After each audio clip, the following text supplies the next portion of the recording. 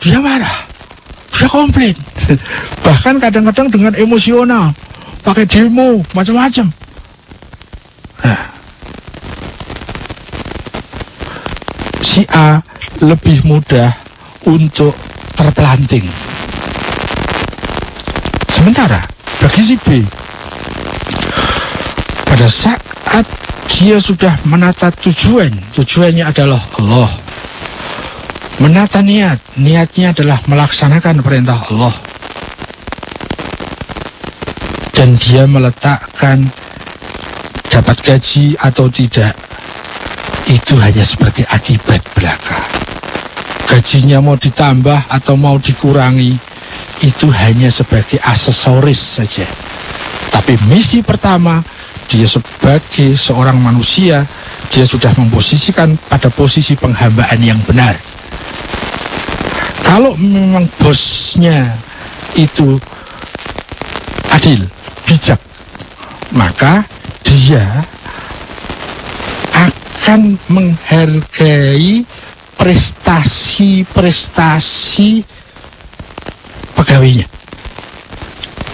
bukan hanya berdasarkan standar golongan.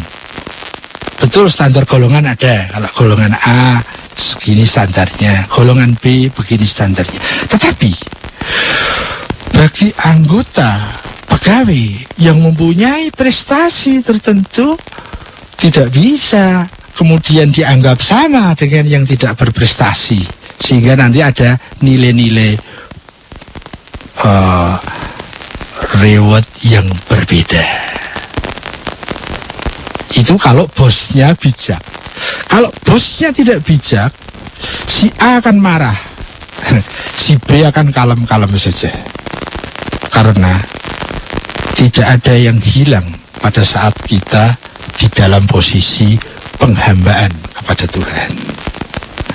Kepatuhannya kepada direktur, bukan direktur sebagai pusat pengatur, tetapi sang pegawai B tadi patuh kepada direktur karena sang direktur tidak bertentangan dengan kebijakan pemerintahan pusat alam semesta, Tuhan. Ini ketangguhannya luar biasa. B ini tidak akan pernah dia bisa untuk disuap, diajak untuk korupsi berjamaah. Kenapa? Karena pasti akan merusak ibadahnya. Sementara pegawai yang A, yang dia hanya profit oriented, dia akan mudah sekali. Kalau gajinya dibesarkan, dia diberi yang diistilahkan dengan suap, dia akan mudah sekali untuk melenceng dari garis yang benar. Karena apa? Karena yang dituju memang profit. Karena yang dituju adalah uang. Karena yang dituju adalah laba itu. Kalau labanya bisa diperbesar, caranya bisa diterobos. Beda dengan si B. Dia taat dan patuhnya kepada Tuhan, bukan kepada direktur itu semata-mata. Sehingga dia kalau mau diajak melenceng dari aturan, dia akan berhadapan dengan Tuhan. Jadi dia lebih punya ketangguhan. Nah, ini yang jarang dibahas di bangsa ini. Bahkan pada kurikulum pendidikan, bahkan pada pendidikan agama, ini porsinya nyaris hilang. Padahal ini adalah pembangunan karakter. Kita terjebak kepada pembangunan kepala, pembangunan kepandaian, pembangunan kecerdasan. Tapi bukan pembangunan karakter, bukan pembangunan jiwa. Padahal kalau kita lebih mengutamakan pembangunan karakter, bayangkan kalau di sebuah perusahaan itu isinya pegawai-pegawai yang model B tadi, yang dia selalu mengutamakan tujuannya kepada Tuhan, niatnya melaksanakan perintah Tuhan, dan dia menggunakan cara-cara sesuai peraturan yang ada pada perusahaan itu, sepanjang peraturan itu tidak menyalahi pemerintahan pusat. Dia akan punya ketangguhan yang luar biasa. Dia akan mempunyai tanggung jawab yang luar biasa. Dia akan mempunyai semangat yang luar biasa. Dan tidak mudah untuk diajak melenceng ke sana atau melenceng ke sini. Mungkin bisa ditangkap. Dengan cara inilah korupsi akan semakin hilang. Tapi kalau tanpa ini, kita masih selalu saja motivasinya profit oriented, orientasi hasil, orientasi kaya, orientasi terkenal, orientasi non Tuhan, orientasi yang keluar dari posisi penghambaan kita, padahal kita ini hamba. Disitulah akan timbul macam-macam. Dan itu adalah kasus manajemen diri. Bagaimana kita bisa tunduk kepada Tuhan, bagaimana kita bisa patuh kepada Tuhan, bagaimana kita bisa khidmat kepada Tuhan. Tanpa tauhid, kita hanya akan tunduk pada ego kita sendiri, mungkin dengan mentaati direktur, tapi yang dituju adalah egonya. Jadi ketaatan itu hanya sebagai alat untuk mencapai apa yang diinginkan oleh egonya. Jadi kalau ada orang ramah, tamah, tapi profit oriented, jangan lupa, ramah tamahnya itu hanya cara, bukan karakter pribadinya. Nah, kita bisa bedakan betapa sangat jauhnya mental kepribadian antara seorang penghamba Tuhan yang orientasinya orientasi tauhid dibandingkan dengan orientasi hasil, profit oriented. Luar biasa, jauh sekali. Dan itu yang saya tangkap dari sebagian lirik lagu Bangunlah Jiwanya, Bangunlah Badannya. Jiwanya dulu, baru badannya. Jiwanya bagus, badannya bagus, pasti efektif. Jiwanya bagus, badannya loyo, masih baik. Tapi kalau sudah jiwanya kropos, semakin orang itu kuat, semakin berbahaya. Semakin dia pandai, semakin berbahaya. Semakin dia kaya, semakin berbahaya. Semakin dia kuasa, semakin berbahaya. Semakin dia tampan, semakin mengerikan. Semakin dia cantik, semakin mengerikan. Kuncinya ada pada jiwa. Karena yang memanage keinginan, kehendak, ini adalah jiwa kita. Jiwa kita tidak bisa dibangun dengan matematika. Tidak bisa dibangun dengan biologi, dengan scientific. Tidak bisa. Bangunan jiwa kita itu membutuhkan vitamin-vitamin spiritual. Vitamin-vitamin ketuhanan. Itu yang ditinggalkan pada pembangunan bangsa ini. Sampai kapanpun, kalau kita tetap orientasi profit, orientasi hasil, bukan kepada orientasi Tuhan, kayaknya kita sulit untuk berharap kapan terjadinya keadilan. Keadilan keluarga, keadilan sosial, apalagi keadilan nasional. Kok sampai ke situ, Mas Sadaruddin?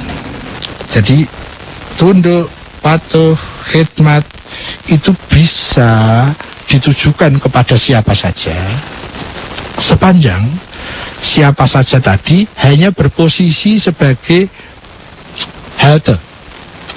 Terminalnya harus pemerintahan pusat Tuhan Allah Subhanahu wa Ta'ala.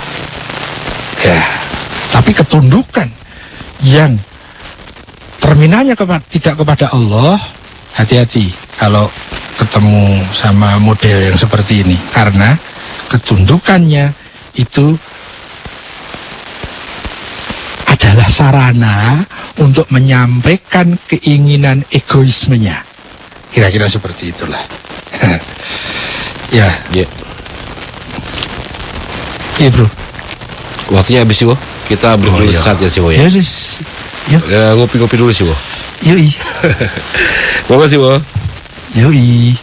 Ya, assalamualaikum. Baiklah, itu dia. Nanti kita lanjutkan lagi di sesi berikutnya. Sesi kedua. Sebelum kita lanjut, kita dengar dulu yang berikut ini. Hey, semua jari-jari, bersiaplah berdisko di atas remote. Kini Indovision semakin seru, semakin lengkap kategori tayangannya. Dengerin ya. 1. Buat jari yang suka nonton film, pilih Movies. 2. Buat jari kekar, ke Sports aja. 3. Mau tayangan menghibur, tinggal pencet entertainment channel. 4. Ada tayangan knowledge juga loh. 5. Buat kamu yang suka musik dan serial, ada music and variety. 6. Buat yang suka gaya hidup, ada lifestyle. 7. Pencet cari e-mute ke tayangan toddler ya. 8. Mau update berita, ke news saja. 9. Ada tayangan kids. 10. Ada oriental. Ayo berlangganan. Segera hubungi 0807 177 8899. Hanya Indovision dengan kategori tayangan eksklusif, mendidik dan berkualitas dunia. Indovision, bukan yang lain. Jadikan Valentine Anda bersama pasangan jadi lebih mesra plus berkeringat. Ikuti ajang Valentine Days Bowling Tournament persembahan 105.8 Light FM dan Spin City EX Plaza. Sabtu 18 Februari 2012 dari jam 9 sampai 15 di Spin City Bowling Alley EX Plaza. Dapatkan hadiah menarik berupa uang tunai untuk juara 1, 2, 3, dan 4. Ikuti juga berbagai games dengan hadiah menarik sepanjang pertandingan. Informasi dan pendaftaran hubungi Nani di 021 288 300 21 021 288 300 21. Valentine Days Bowling Tournament presented by Spin City EX Plaza and 105.8 Light FM. Stay close to your family. Fancy Lady dari Emotional Healing Indonesia dan 105.8 Light FM The Best Slow Hit Station mempersembahkan obrolan santai bersama Irma Rahayu dengan tema single, sukses, dan happy.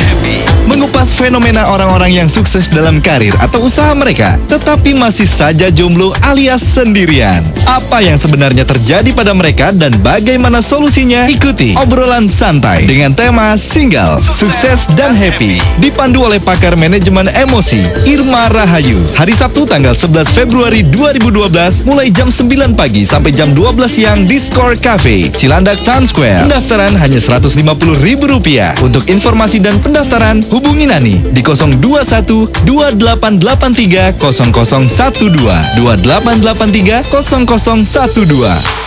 24 hours a day, we give you the best slow hits music anytime, anywhere. Stay close to your family. Stay close to your family. Streaming on www.litefmjakarta.com. Provided by Central Online. Phone number 021-2355-0235. Fax 021-3917-700. Or click www.centralonline.net. Central Online, the most reliable internet.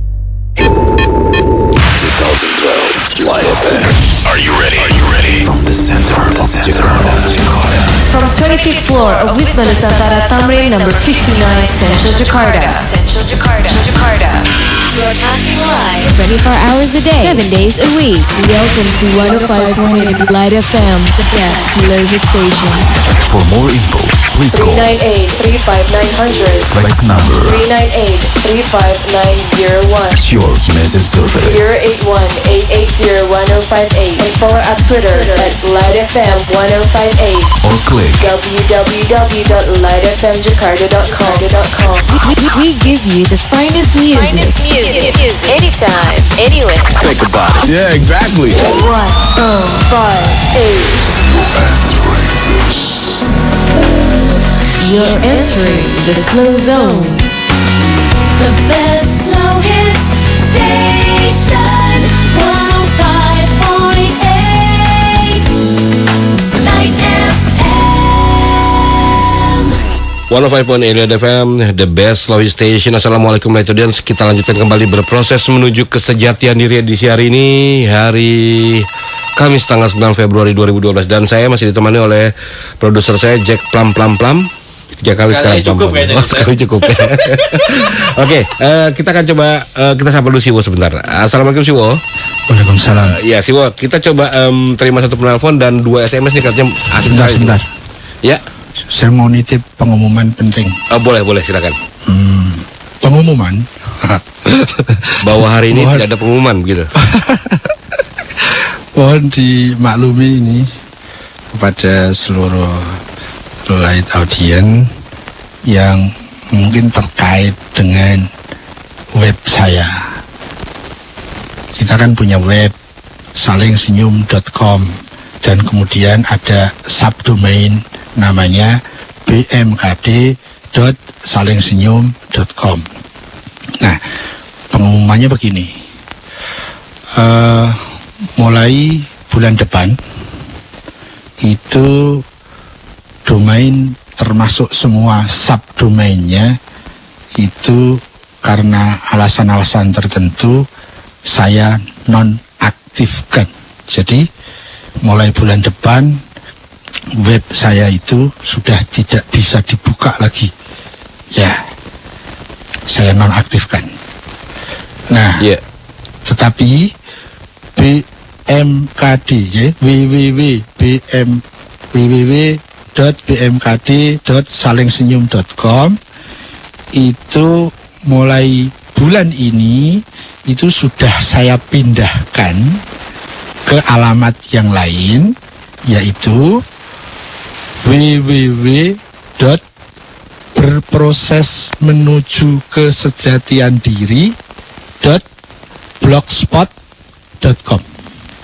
Ya, jadi tadinya saya pakai domain.com, sekarang saya pindah domainnya menjadi blogspot.com. Awalannya masih sama, berproses menuju kesejatian diri, tidak pakai BMKD. Gitu, ini saya mohon maaf khususnya bagi teman-teman yang sudah subscribe di web saya itu, mohon dimaklumi. Mudah-mudahan saya nanti masih bisa menyusul pengumuman ini melalui email subscribe-nya masing-masing. Demikian, terima kasih. Baik, wah bagus sekali pengumumannya sih, Jadi sekarang berubah semua dari bmkd.salingsenyum.com menjadi www.berprosesmenujukesejatiandiri.blogspot.com gitu ya. Oke, itu pengumuman dari Siwo Agus Hidayat Night Audience. Jadi mohon dicatat bagi Anda yang biasa surfing, silakan Anda bisa coba masuk ke ini baru Siwo punya blogspot.com ya. Jadi maksudnya di www.berprosesmenujukesejatiandiri.blogspot.com. Oke. Baik Siwo, untuk malam hari ini kelihatannya kita coba terima satu penelpon dan 2 SMS Siwo ya. Oke, silakan penelpon berikutnya di 0213983590 kembali saya buka. Assalamualaikum. Assalamualaikum. Waalaikumsalam, dengan siapa ini? Masih dari Bayu yang tadi. Kenapa, Bay? Lanjut ya. Sebenarnya ini di pertanyaan yaitu ujung-ujungnya ke sini. Mendekat atau bertemu dengan Tuhan itu menurut yang Halo, Bay. Ya, ternyata terputus. Silakan yang lainnya. Lihat audience. Bayu terputus, Bay. Bisa dihubungi lagi, Bay. 0213983590 kembali dibuka. Halo, Assalamualaikum. Halo, Assalamualaikum. Waalaikumsalam, dengan siapa ini? Dengan Doni di Tangerang. Mas Doni, silakan Mas. Ya, Assalamualaikum Siwo. Waalaikumsalam warahmatullahi. Ya, mau tanya Siwo nih. Yuk. Agama mengajarkan prinsip-prinsip dialogis dalam menyikapi sebuah perbedaan. Namun bila kita lihat justru perilaku tokoh-tokoh agama atau kelompok-kelompok tertentu seringkali secara lantang yang mendakwahkan agama kepada masyarakat menunjukkan perilaku yang tidak dialogis. Mohon di-sharingkan, itu yang pertama.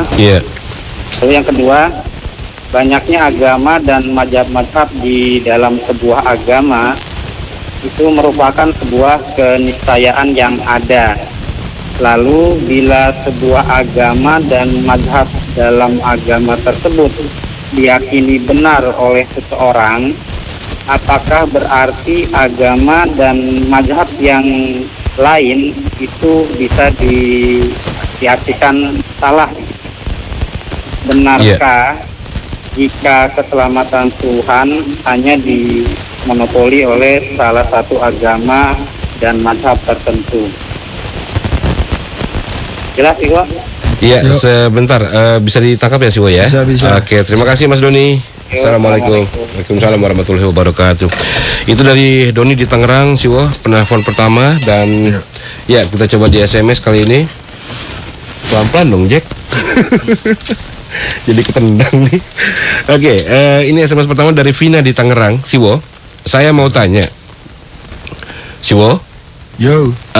Saya dan suami ini kata Vina ya, Siwo ya, di Tangerang ya. Saya dan suami beragama Nasrani. Bulan depan rencananya akan melahirkan seorang bayi. Dan saya berencana ketika anak saya lahir akan saya Islamkan bayi tersebut dengan mengazankannya.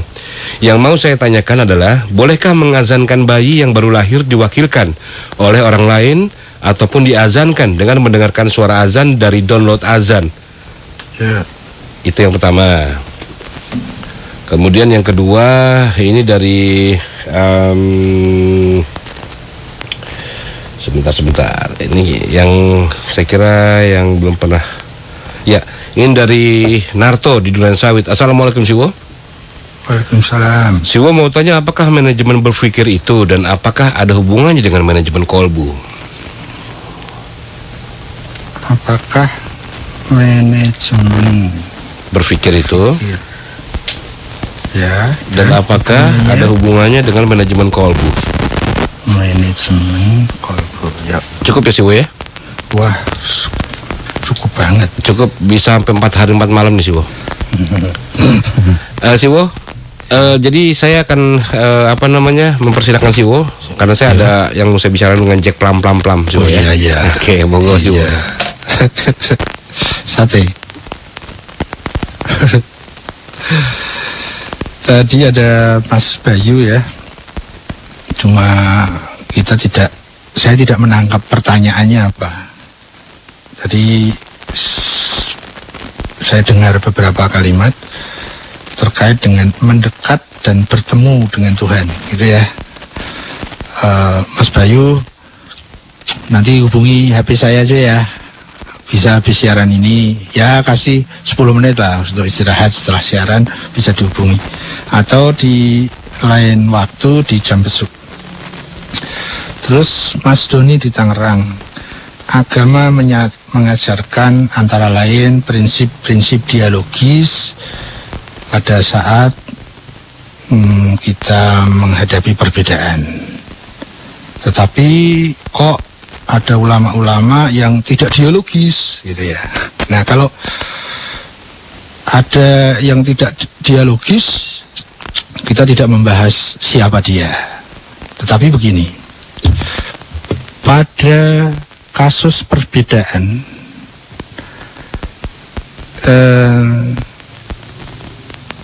ada satu rumus yang saya pahami dari ajaran agama, yaitu yang disebut dengan rumus tasamuh. Tasamuh itu toleran. Ya. Toleran itu kita meyakini pendapat kita sambil menghargai keyakinan orang lain. Kita meyakini saya meyakini pendapat saya, tetapi dengan tetap menghargai pendapat orang lain. Ya, ini perbedaan. Nah, nanti ada satu hal yang perlu disandingkan untuk perbandingannya, yaitu dengan pertentangan. Karena beda. Perbedaan itu tidak sama dengan pertentangan. Kalau perbedaan itu saling melengkapi, kalau pertentangan itu saling meniadakan. Jadi kita perlu tahu dulu batasan secara jelas mana yang pertentangan, mana yang perbedaan. Itu. Yang ditanyakan adalah bagaimana mensikapi perbedaan. Rumusnya yang saya tahu adalah rumus tasammuh. Bahasa prokemnya, bahasa populernya itu toleran. Toleran itu bukan berarti kita tidak berprinsip, tidak. Saya tetap mempunyai pendapat bahwa menurut saya ini yang benar. Tetapi tidak dibarengi dengan menyalahkan siapa yang tidak sama dengan pendapat saya. Itulah kira-kira yang saya pahami sebagai toleran. Sikap yang tasamuh.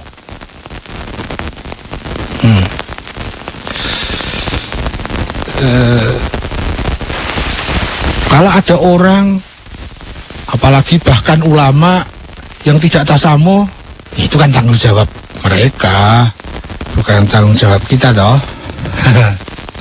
Yang penting kita tidak, gitu loh. Kita tidak begitu. Dalam proses tasamuh itu memang dialogis itu lebih diutamakan ketimbang sikap-sikap lain yang tidak dialogis. Jadi dialogis itu salah satu unsur yang ada di dalam tasamuh atau tolerans. Gitu. Berikutnya ada madhab-madhab di dalam sebuah agama itu sebuah keniscayaan. Ya iyalah, madhab itu terbentuk karena ada komunitas yang mempunyai keyakinan dan pendapat sama.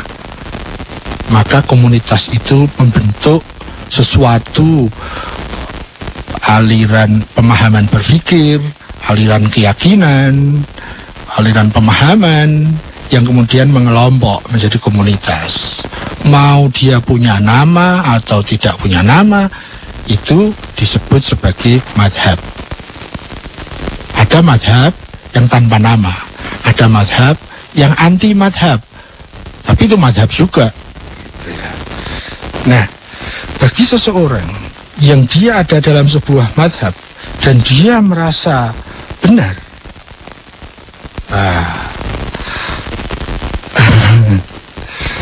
kemudian orang itu menyalahkan madhab lain. Pertanyaannya, apakah kebenaran itu hanya dimonopoli oleh madhab tersebut? Ya, saya harus membahasnya dari sini, bahwa kebenaran itu secara global itu ada dua. Yang satu kebenaran mutlak, yang satu kebenaran relatif. Kebenaran mutlak itu adanya pada Tuhan dan orang-orang Tuhan, insan-insan ilahiyah atau orang-orang suci. Itulah kebenaran mutlak. Selain itu, entah bentuknya komunitas, bentuknya madhab, atau bentuknya personal, kebenaran yang ada di situ itu kebenaran relatif.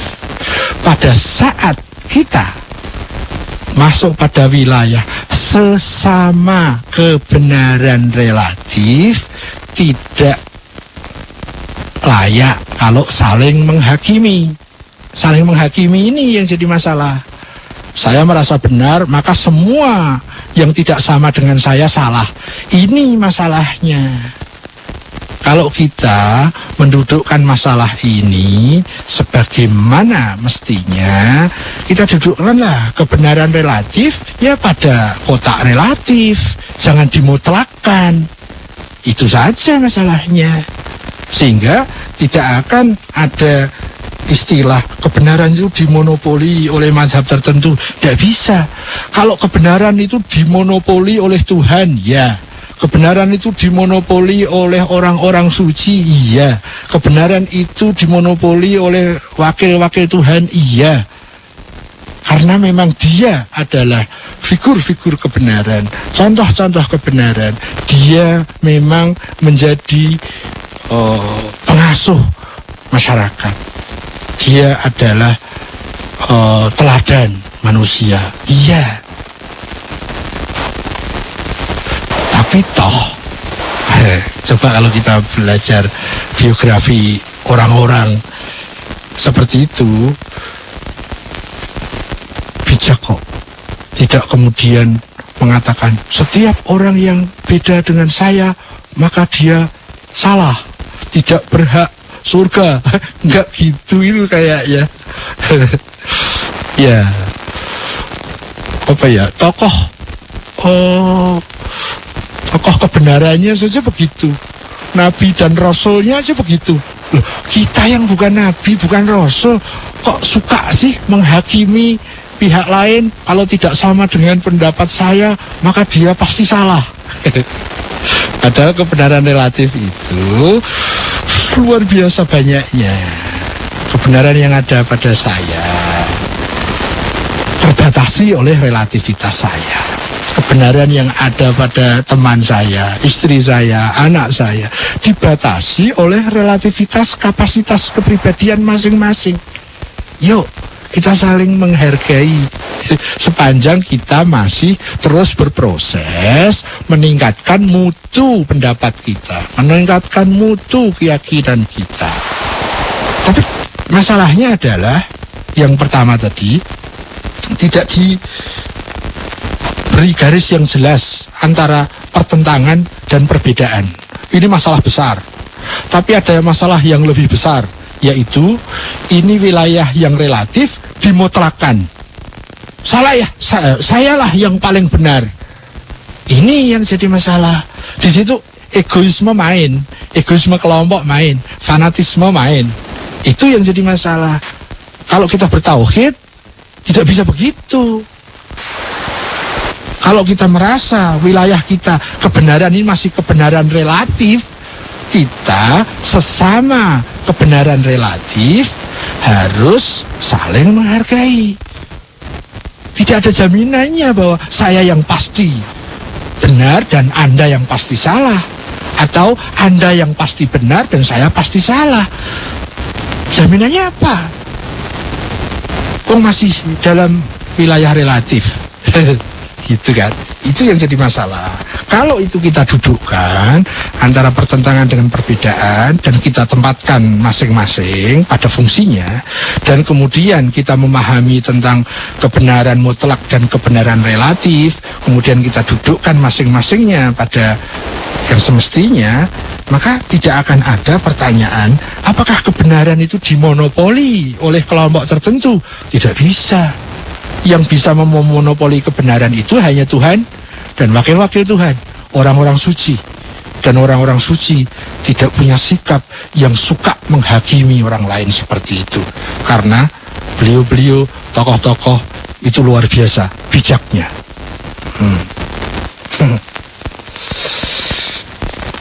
Lanjut Mbak Vina.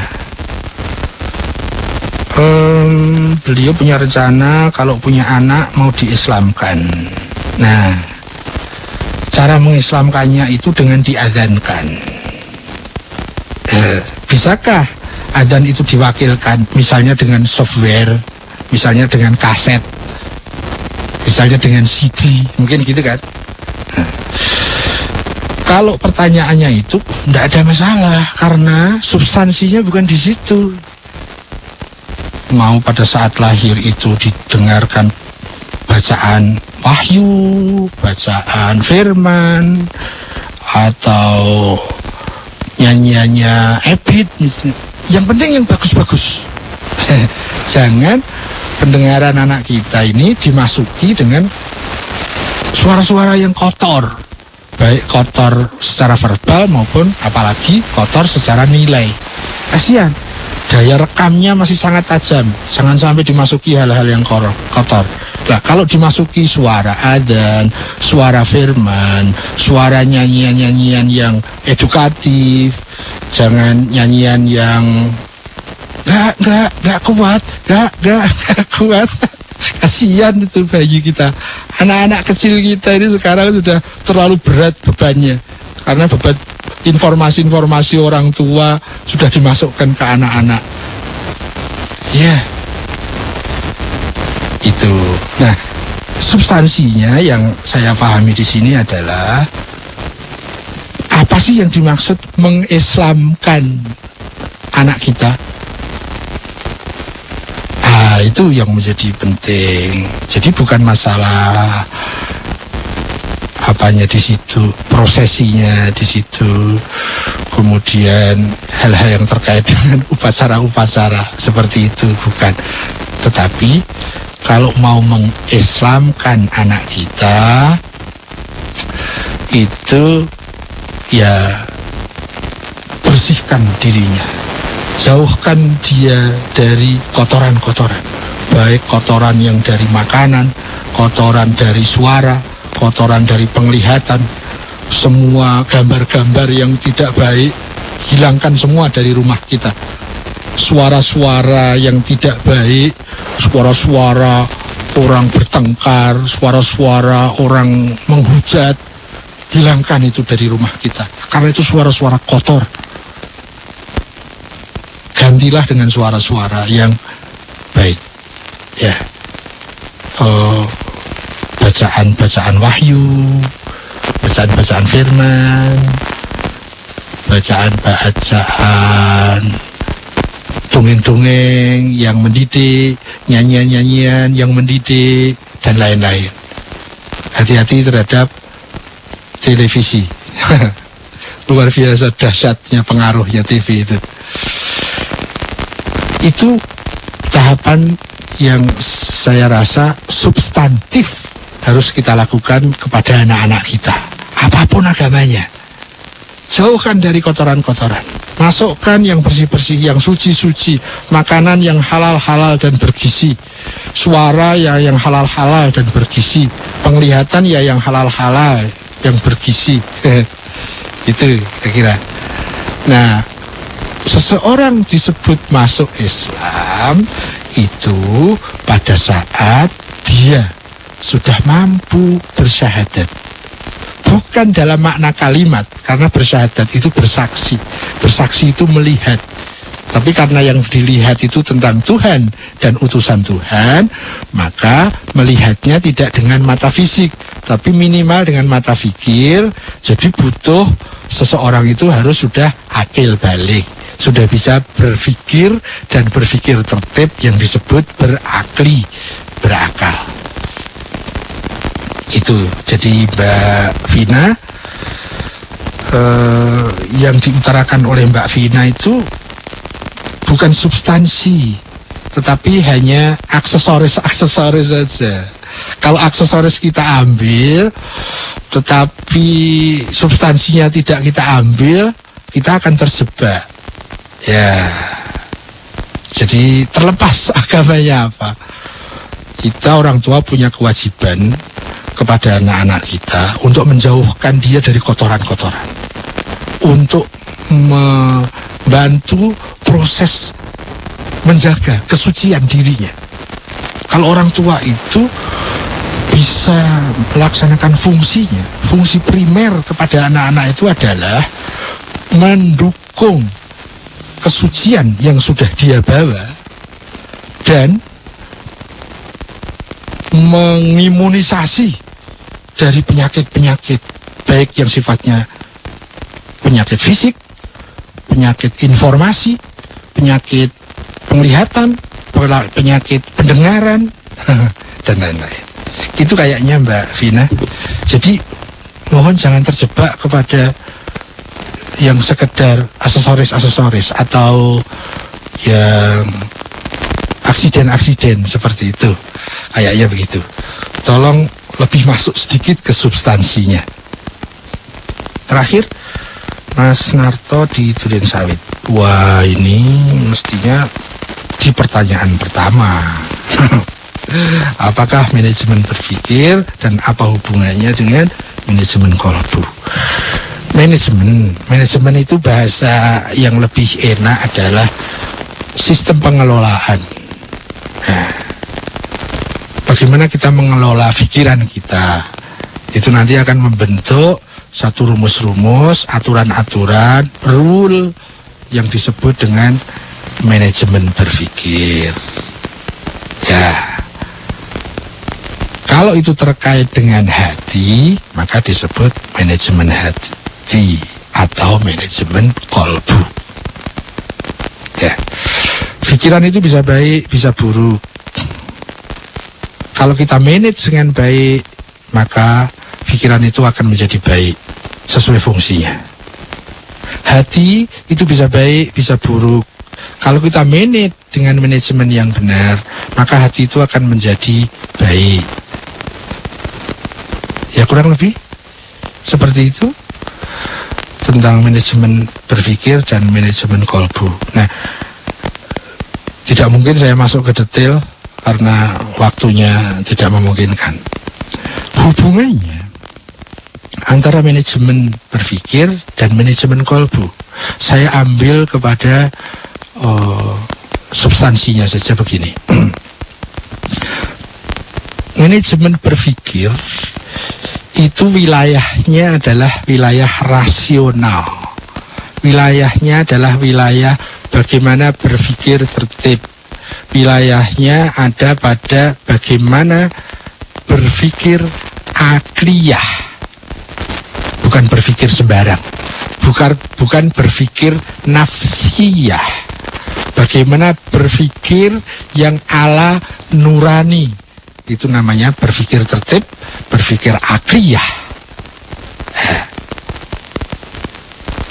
Itu wilayah manajemen berpikir. Wilayah rasional. Kalau manajemen hati, itu wilayahnya adalah wilayah spiritual. Bukan masalah rasional lagi, tapi lebih tinggi, yaitu masalah spiritual. Kalau manajemen berpikir itu terkait dengan ilmu-ilmu husul, kalau manajemen kolbu berkait dengan ilmu khudur. Kalau manajemen berpikir itu terkait dengan definisi dan argumen, dan bagaimana mengelola definisi dan argumen. Nah, kalau manajemen kolbu itu bagaimana mengolah antara nafas dan nurani, bagaimana memanage, membangun sebagaimana mestinya sehingga nurani dan nafas kita itu bisa fungsional sebagaimana mestinya. Mana yang lebih berat? Lebih berat manajemen kolbu. Tapi sayangnya kita sudah dibawa kepada sebuah alur definisi di masyarakat. Manajemen kolbu itu begitu rendah, begitu ringan, sehingga manajemen kolbu cuman gitu-gitu doang. Ya kan ada pengajiannya manajemen kolbu itu.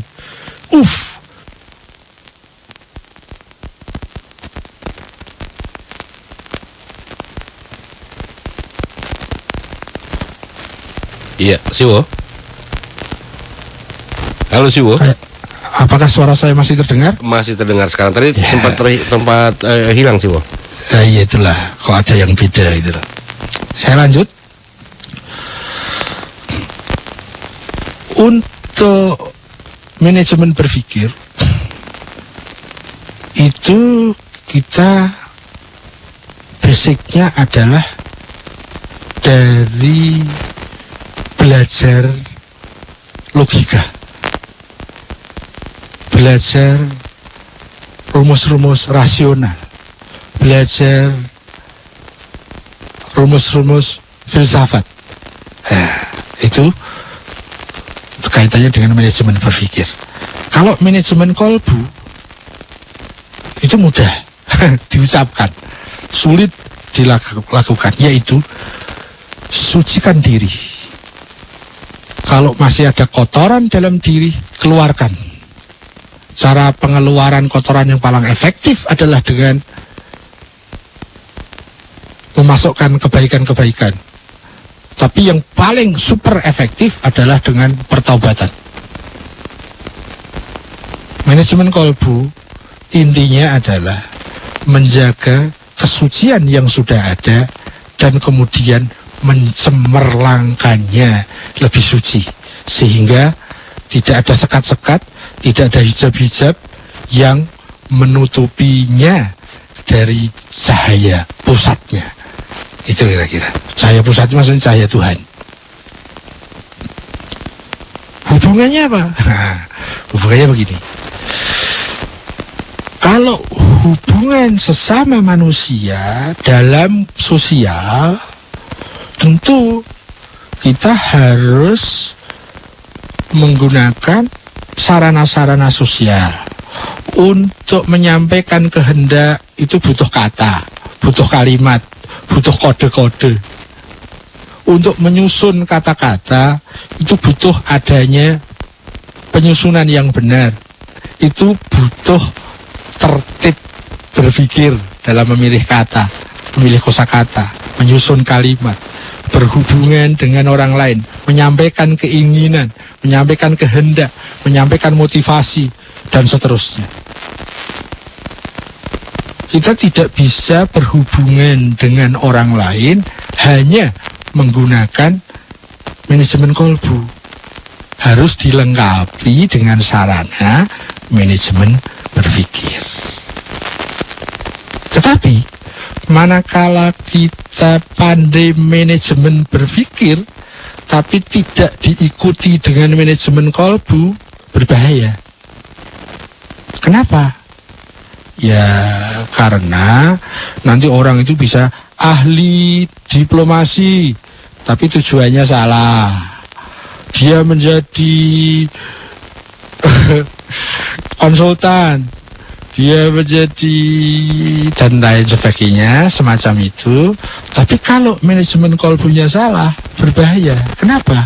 Karena dia bisa terjebak kepada hegemoni egoisme. Itu. Bagaimana kita bisa memadukan antara manajemen kolbu dan manajemen berpikir? Dia bisa berjalan secara runtut, tertib, meskipun secara graduasi, tapi pasti dan lebih mudah, lebih efektif, lebih simpel, yaitu dengan tauhid. Manakala kita semakin mempelajari tauhid dengan tertib, kita mempraktekkan sehari-hari sedikit demi sedikit dengan disiplin, otomatis orang itu akan terproses manajemen kolbunya sekaligus manajemen berpikirnya. Saya jamin 100% berdasarkan kemampuan pengalaman saya. Jadi kalau mau menata manajemen berpikir sekaligus manajemen kolbu, perdalami tauhid dengan tertib, perdalami tauhid dengan benar, praktekkan melalui kegiatan kita sehari-hari, bisa melalui bisnis kita setiap hari, bisa melalui kegiatan kita di rumah setiap hari, dan seterusnya.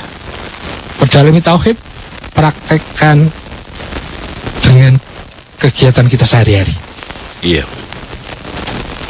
Ya, sejauh sependek kapasitas saya, sebatas itu saya berani menjamin 100% pasti sekapasitas saya tadi loh ya. Jadi kira-kira itu Mas, manajemen berpikir, manajemen kolbu, kuncinya di mana? Tauhid beres. Bukan hanya itu Mas, masa depan beres Mas. Waktu nentek. Habis wis. Ya? Habis waktunya. Masih tapi untuk orang lain. Oh gitu ya. Teman-teman semua, terima kasih. Mohon maaf. Semoga kita dipersaudarakan dalam selalu berproses menuju kesejahteraan diri. Amin. Dalam rangka penghambaan kita kepada Tuhan yang merupakan satu-satunya cara yang paling efektif untuk membangun diri, membangun keluarga, membangun bangsa, dan membangun umat manusia. Tauhid. Assalamualaikum warahmatullahi wabarakatuh. Waalaikumsalam warahmatullahi wabarakatuh. Terima kasih Siwa Agus Hidayat. Dan Light Audience, dengan demikian saya Sam Onyx dan juga produser saya Jack Plum mohon diri. Kita ketemu lagi insya Allah di minggu, jam dan waktu yang sama ya. Minggu depan Kamis malam Jumat seperti biasa. Dan Light Audience, dari Mutiara Hikmah dikatakan bahwa iri adalah adiknya dengki. Jika tidak berhati-hati, bisa jadi ia akan meniru-niru kakaknya yang jahat. Iri merupakan pengakuan rasa rendah diri yang berlebihan terhadap yang diirikan.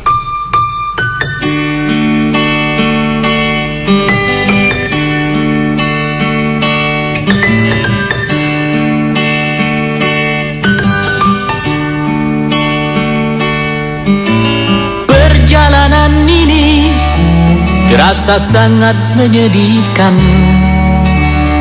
Sayang engkau tak